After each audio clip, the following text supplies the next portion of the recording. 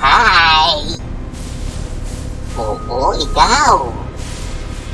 Bakit gising na gising ka pa? At dilat na dilat pa ang mata mo. Ano bang ginagawa mo ngayon?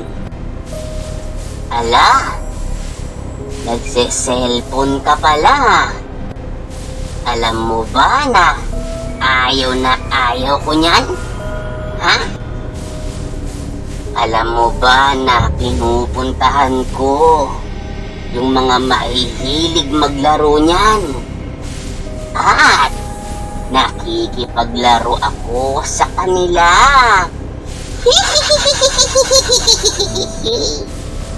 Kaya ikaw, kung hindi ka magbabago, ay pupuntahan din kita at maglalaro tayo.